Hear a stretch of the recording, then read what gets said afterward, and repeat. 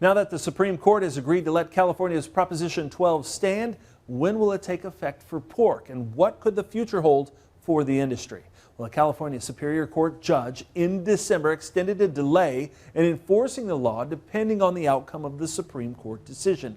In that ruling at the time, the judge said enforcement should not take place until July of this year, just 2 months away. Ag groups had argued if the California law was upheld, it would not be long before other states adopted separate requirements, making it more difficult for producers. Now, the National Pork Producers Council also noting that 99% of the pork sold in California is produced elsewhere, so the burden of the law would be largely felt by other states. MPPC issuing a statement after the ruling saying, quote, "We are still evaluating the court's full opinion to understand all the implications. MPPC will continue to fight for our nation's pork farmers and American families against misguided regulations."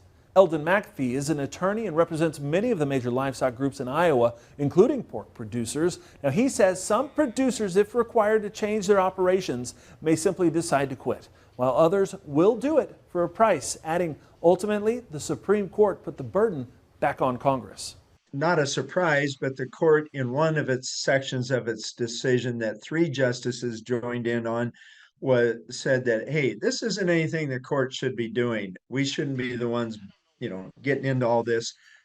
This is a legislative matter. This is for the body that the people have elected, and that would be Congress. If Congress steps in, that, of course, supersedes any state laws for interstate commerce, but Congress hasn't here, so now states are adopting these laws like California, Massachusetts, etc. Many industry watchers now expect a bigger push for Congress to get involved and create a federal law rather than have a patchwork of state laws.